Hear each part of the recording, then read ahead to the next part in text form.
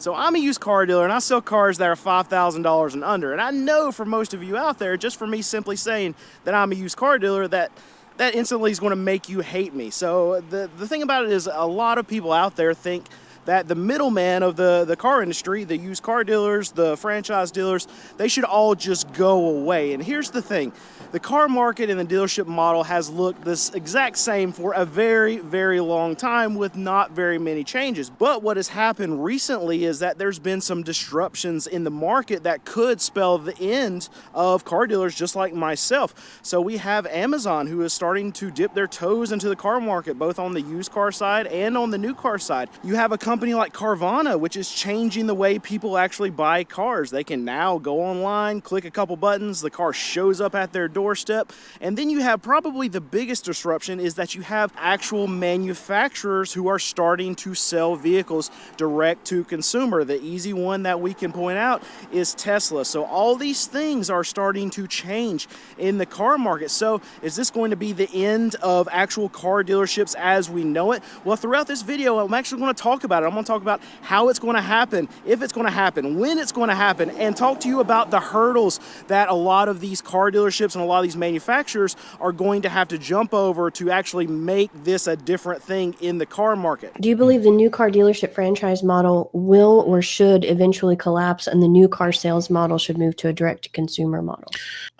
Should and will are two different things. So should the franchise model go away? I would like for it to. I think it would be better for consumers if you have manufacturers that could sell direct to consumers and you don't get all of this runaround from shady dealers. You don't get all these add-ons. You only buy what you actually want put on your car.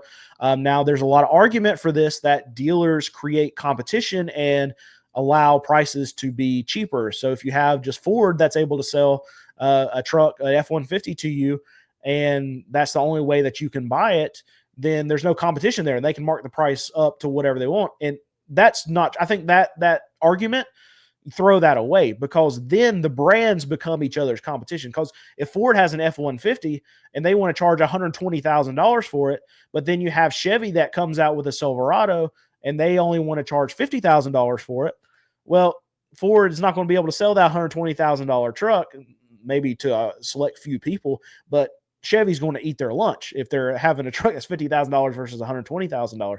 So then the brands become competition with each other. So I think that the argument that like Ford becomes a monopoly and they're going to raise prices higher than what you're getting from the dealerships who could be competitive with each other, I think that argument doesn't hold any water.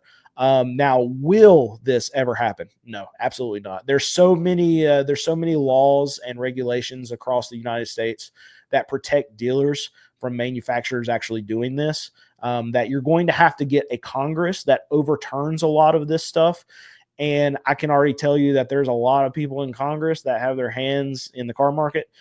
So that's probably not going to change anytime soon. This is some of the dirty stuff that happens with politics and money and where the lobbying money comes from, and families that are in politics. Like there's so many of these politicians that have dealerships in their families themselves. Yeah, they're going to be protected. And I can go ahead and tell you that our dealer associations, like I'm a part of a dealer association that's in North Carolina, and we pay them money, and I don't pay it to help protect or anything. I want the updates that I get from that. It's not very much money, but I can tell you that these dealer organizations, the bigger ones, like the national ones, they are very, very well funded, and they're going to fight tooth and nail to make sure the dealership model exists the way that it does for as long as possible. Now, eventually, there's going to be something different. There's going to be some kind of disruption in the market, whether like Amazon gets his dealer's license and is able to have franchise stores, and it looks completely different than what it looks like right now. But I don't think there's going to be a situation anytime, probably not even in my lifetime, where there's a direct to consumer model from your legacy brands like Ford, GM, Jeep, Dodge, and Ram, Toyota, your Hondas. You're not gonna see that. Now, what could change the environment And you have a lot of these small companies pop up. Like Tesla is not a small company, but Tesla has laid the framework for a situation like this to arise, where Tesla has now shown that you can be successful going direct to consumer. And you can start seeing more companies pop up that try to do the Tesla model. And if you have tons of them that come out and they are able to provide cheaper vehicles and same types of vehicles that your Ford, your GM, and your Stellantis brands are able to provide for consumers, but go direct to the consumer and make it cheaper than what you would go with the dealership model. If you have enough of those pop up, then you could see dealership models get weeded out just by consumers wanting to go direct to the brands that are actually able to do that. So, but these brands that want to do that, they can never open one dealership. If they open one dealership and they franchise it in any way possible, then they at that point they fall under the laws that protect the franchise model. And then at that point, they have to have dealerships open up everywhere and franchise all of the dealerships that are able to actually sell their product. So that's the only way that I could see it changing. It's going to take companies that come in and do the same kind of model of Tesla, and then they're able to oversaturate the market so much that the dealership model just goes away, not because of any legal thing.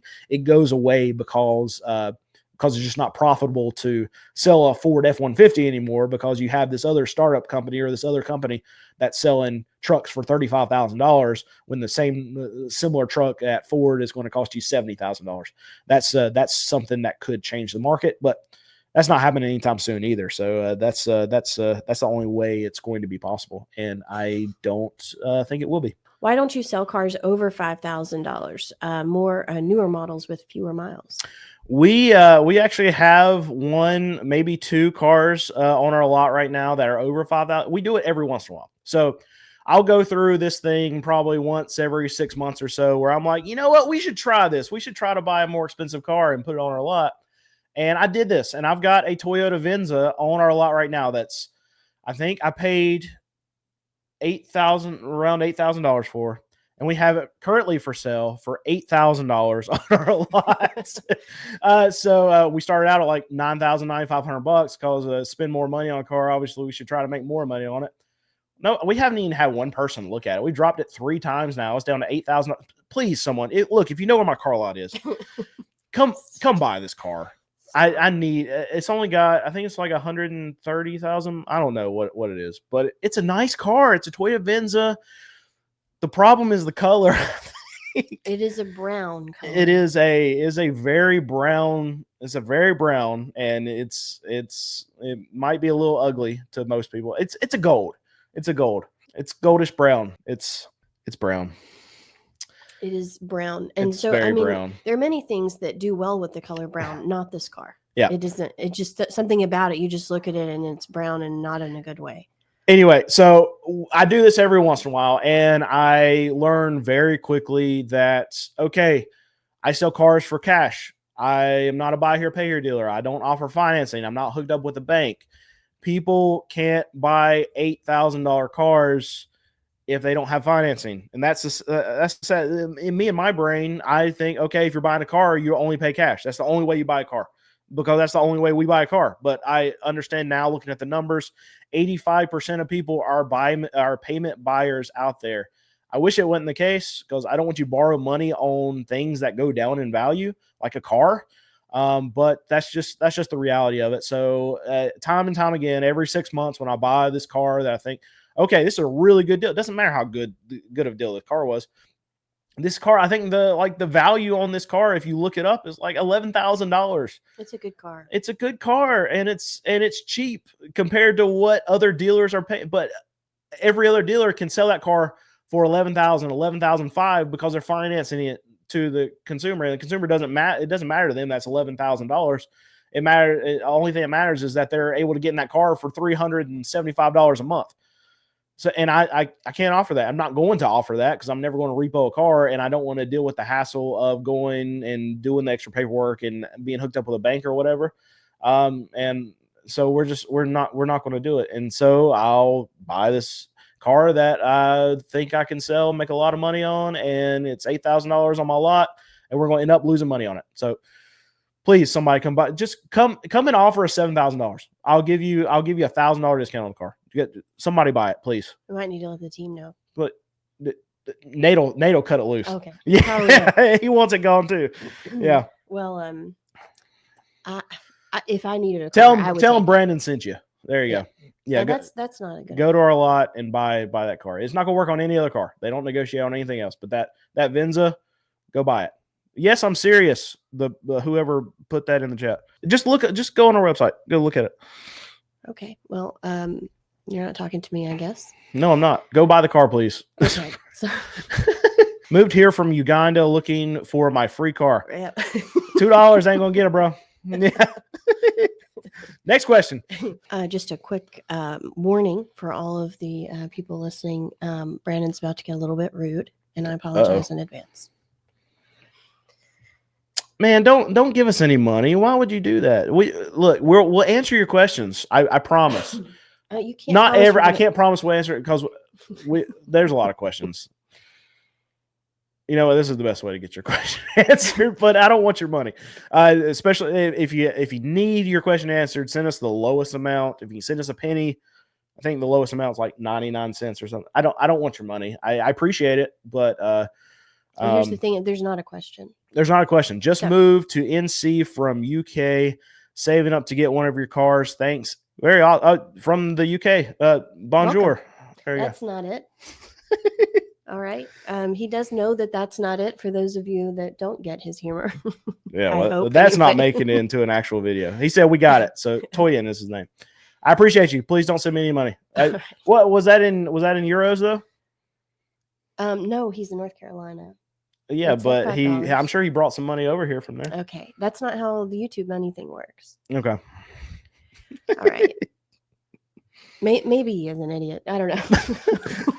Not Toyin. She's talking about me. Mm. Yeah. All right. Yes, that's true.